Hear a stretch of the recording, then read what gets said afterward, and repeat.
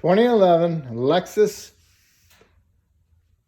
LS460 oil change. This has a V8, okay? What you want to do is you want to make sure your hood opens. Sometimes they don't open, so you want to make sure the hood opens before you go draining the oil. Open the hood, raise it up. If you're going to use a jack, make sure you use jack stands. Make sure you support it properly. You get the tires off the ground.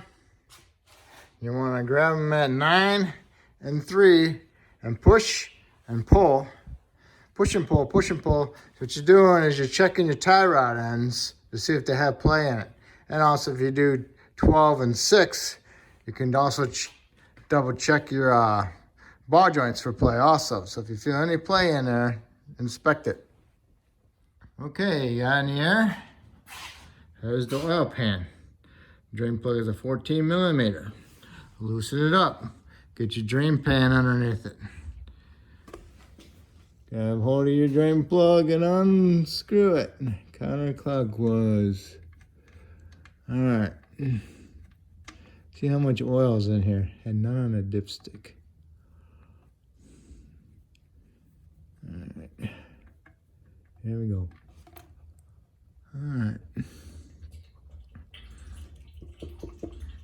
And the gasket stayed on there, so I'll have to see if the gasket's any good. Probably not. I'll have to get a new gasket. So if this is your car, you should always keep a couple extra gaskets for it. Okay? So if you want to know what size it is, put a wrench on the threaded end, and that'll tell you what size it might be. It might be a 13 or a 12. So it's a 12. Okay, so you know how big the hole should be for your gasket. So while it's still draining, you want to find the oil filter. The oil filter is right over here. Okay, see this panel here? Got slices in it. You got a 10 millimeter screw right here. You remove that one, and you just hold it down.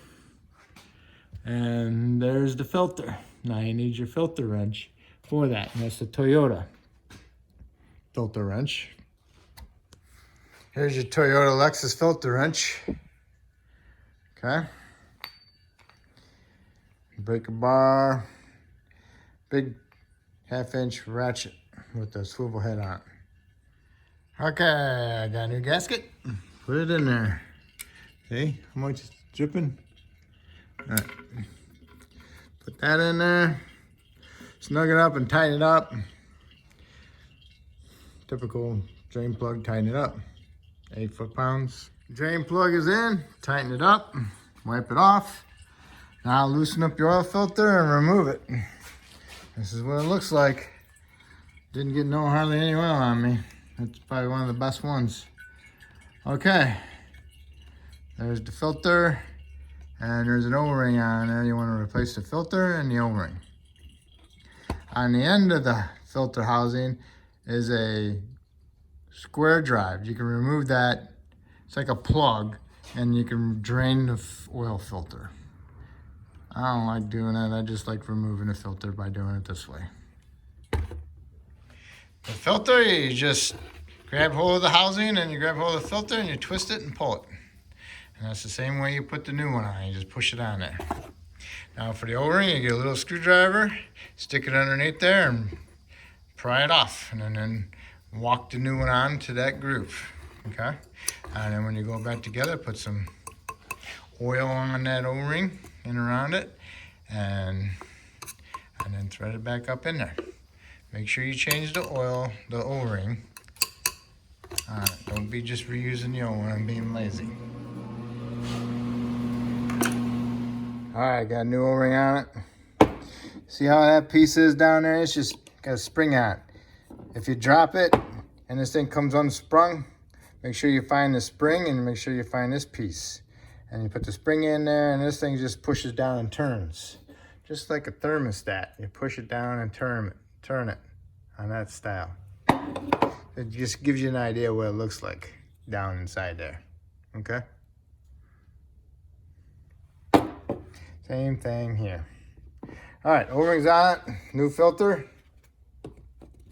Put Pushes on there. Like I said, on the bottom here is a plug. Pull the plug out. You push this little thing in there, and it helps drain the oil out. And then on the plug, you can put a new O-ring on it. Okay, that comes with the filter. I don't do it. If you want to, you can, but this way is a lot easier, simpler, faster. Okay, now you just stick it up in there. Hand tighten it, make sure it's not cross-threaded. Stick it up inside the hole.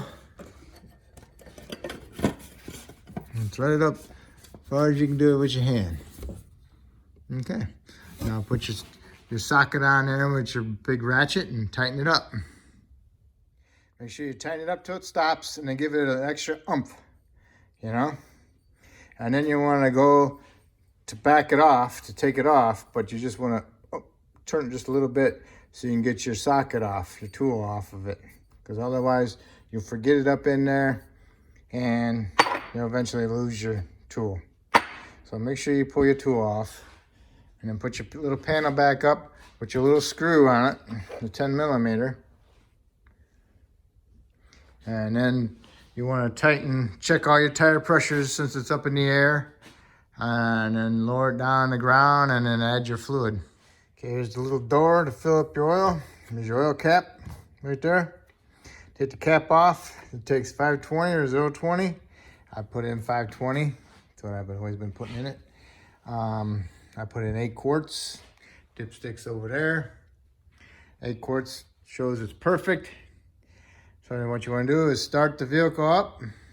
After you put your 8 quarts on and put your cap back on, start it up. Let it run for a couple seconds. Shut it off. Pull out your dipstick, wipe it, stick it back in, and check this, and then pull it back out and see where it's at. Make sure it's in between the lines. Not at the low line, but at the top line. There's the dots. Should be between the 2 dots. Preferably higher to the dot on the left. If it's more toward the dot on the right, then you should add a little bit more. Okay, a little update on the oil level. I started it, I shut it off. It was low. I had 8 quarts in it. I actually had to stick 1.5 quarts more in it. That made 9.5 quarts. So take a note of it. All right. If you want to know where your air filters are at, they're underneath. There's 2 of them. What you want to do is you pull the back panels up first. They're inside little grommets. Pull them up, and then pull the front up. And I'll show you. Front just clips in with these. And then in the back, got these little grommets. They fit into little nipples that are sticking up. Like one there and one there. Okay? They fit into those. And inside here is your air filters. And what you want to do is undo these. Flip them off. And you want to pry up on that. You don't want to pry up too much because then you're pushing up against this part here. So you might have to take these clamps loose. These are 10 millimeters. And then you can pick them up and turn it. Okay? And you just pull them out like so. And you lift it up. And then you pull your filter out through that way. It's enough room to get them out. I didn't loosen the clamp any. So what you need to do is push this, angle this back down in there and push those in at an angle, you know. Pry it in there, boom, okay. Angle it in there, push it in. And you can get your clamps back on, tighten them up, okay. Put that back under there. Make sure it didn't get clipped underneath your filter housing. And that's it. I didn't have to undo the clamp. All right. That's how you do them now on both sides, same way. Because they stick inside there. There's 2 of them, one here and one down inside there. All right. So now you put the housing back on. You want to put some lube on your little grommets that go into the ball studs. To ease installation, line them up and push them down. And that's it. That's how you do your oil change. And then you want to also top off your washer solvent, which is right here. Top it off. Also double check your brake fluid, which is right there. Wipe it off before you take the cap off. And if you want to check your coolant, it's down underneath here. Got to remove these 4 little clips that go in there. And it's got its own little studs that go in here. Okay? To get this cap off for the coolant, you need to take this piece off. Air induction pipe tube. Got a bolt there and a bolt there. And you pry them off of here, little tabs. 1, 2. See them? 1, 2. 1, 2. And this piece just pulls right off. And then you just lift it up right here and you pull it out. And then the reservoir is right here. Okay? And that's it. Oh, if I helped you do this oil change, that's awesome. If you could help me, you can subscribe to me. If you already subscribed, I appreciate it. Thank you.